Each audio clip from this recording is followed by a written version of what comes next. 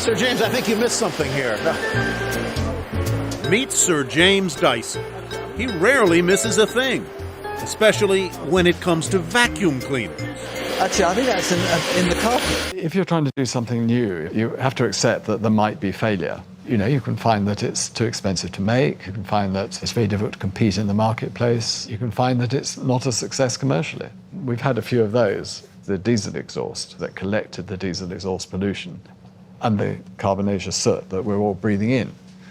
The next one we had to stop was a very, very early version of Google Glass.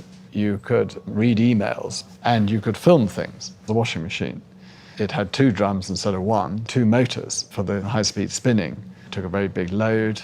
It washed it very quickly. A great washing machine, but it was too expensive to make. And most recently and most sadly was the car. We had technology that could really make an electric car much better. Very aerodynamic, it's much more efficient than electric motors, a better battery. Indeed, our specification was that the car should be able to go at least 600 miles without a charge, as present cars only do just over 200 miles. But it was too risky commercially to continue. If you take big risks, technology that hasn't been developed before, and there's no guarantee, you're spending a lot of money on things which might not work, there's huge risk in it. But it's not a reason not to do it. And I realized I wanted to do something more personal. I wanted to do a product that everybody uses every day in the home. And we were living and doing up a farmhouse. Deirdre and I had to do a lot of the work ourselves. And we used wheelbarrows. And wheelbarrows got stuck in the mud. The sharp edges of the metal damaged door frames and your knees. And cement stuck to it. So I thought there must be a better way to do a wheelbarrow than this. So I left the security and comfort of a salary, and Deirdre and I decided to set off on our own with our own business. Risky thing to do.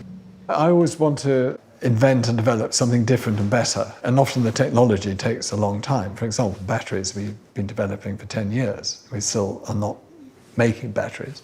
Electric motors we developed for 10 years before we actually made an electric motor, and it's probably 15 years before it really made a difference in a product and started to make a product successful. So I turned to advertising directly in the newspapers, and we used to take little advertisements about that big. And actually people bought it. We got about 50% of the market, but I still couldn't make any money out of it. I charged too little. What I learned from the ball bearer experience, which was not very happy, it wasn't a family business, it wasn't owned by Deirdre and I. We had some shares in it, but then other investors had shares in it. And the thing I learned from that is that it's much better to not have outside investors and to be able to do what you want to do without worrying about what other people think. And if you're going to fail at something, it's better to fail because your idea was wrong than fail because someone else's idea was wrong. When I showed it to retailers, they said, forget it. No one wants to see the dirt. It's disgusting. It's revolting.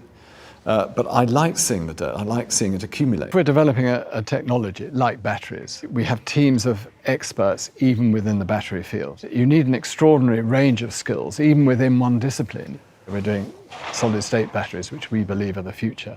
But they're very complex. They're very, very difficult to do. And it's a race to get it done first. It's the same with electric motors and all the things I can't talk about. We have so many different fields of engineering.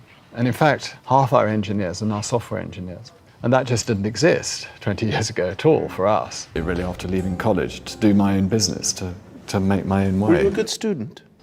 At school, no, terrible one. I was much more interested in acting and are the people who are pioneering. So it takes longer and we have to be more obsessive about it and we have to really develop this new technology and make it work. The products are partly about what they look like, but they're much more important how they work. To design and engineer a high-speed landing craft that he had invented. He taught me the value of experimenting and making mistakes. I used to theorize about things, and he said, shut up, just go and make it. Innovation is bringing out a new product or service that drastically changes the way something's done and does it better. And it's really the performance of something, how something works, that is true innovation. If you can use less electricity, if you can change the way it's done, use less materials, do it quicker, faster, whatever it is, that's true innovation, a technical improvement. Where does that interest start for you in taking domestic products and finding ways of reinventing them? Where did that begin? Well, it starts with frustration as a user. You know, as a kid, I was made to vacuum, and I remember the screaming noise and the smell of stale dust and the inefficiency of the thing, having to go outside and shake that terrible bag out, and having to bend down and pick things up that it wasn't picking up. So it's frustration and wondering if something couldn't be better. There must be a better way of doing it. And as an engineer, you look at almost everything and say, actually, that would be better if, and that doesn't work very well. I'm just trying to think of something better. And it gets lodged in the back of your mind, and suddenly, somewhere, you see a solution to the problem. Like with the vacuum cleaner, I was in a sawmill and saw these massive 30-foot high cyclones collecting sawdust all day long without clogging. And I thought, I wonder if those work on a very small scale. So I rushed home and made a quick prototype to see if it worked. So it's going around with that frame of mind, really, that leads you to where you get to. I love how you said you just went home and you whipped up a quick prototype, because in actual fact, you went home and you whipped up 5,127 prototypes. Well, I didn't know that at the beginning, fortunately. I thought I'd get there quite easily. In fact, it took me 5 years and 5,000 prototypes, and it was frustrating. And actually, my life is a life of failure. So it was 5,127, so there were 5,126 failures until I got the last one that worked. But during that journey, you learn so much. So you start off building prototypes of something, a part of that system, that might solve the problem. And of course it doesn't. And you work for days, years, and even decades trying to get something that does work. And the final solution is most unexpected. But that's what my life is, and it's a disease. I mean, it's something you have to do. And frustration, you're having to bend down and pick things up that the vacuum cleaner wasn't sucking. As an engineer, I figured that it was the bag that was the problem. Soon, images of this local sawmill swirled in his head. That funnel shape on top is known as a cyclone. It separates dust using centrifugal force. But could it work on a smaller scale? Well, the first thing I did was on the kitchen table, as it were, to make a prototype of a cyclone, a small one that would fit on a vacuum cleaner. My first prototype appeared to work. He eventually realized he would need 2 cyclones, a bigger outside funnel to collect larger debris, and a thinner interior one to filter fine dust. But it took me 5,127 prototypes. 5,000 prototypes. Over about That's 5 years. 5,000 individual discrete failures. Yes, all failures. But interesting failures, fascinating failures, because I learned something from each one. Were there times when you thought about giving up? Oh, well, yes. I mean, the long dark days where I'm going out every day to my shed and getting covered in dust and coming back in and saying what a rotten day I'd had. But, my wife was very supportive, and she said, no, go back out there, make it work. It's very important. We do improve everything all the time. It enhances our lives, makes our lives more enjoyable, better, allows us to do more, to have a greater scope to our lives. So that's important. As far as a company is concerned, it's terribly important they innovate. Now there's a global marketplace and anyone can make anything.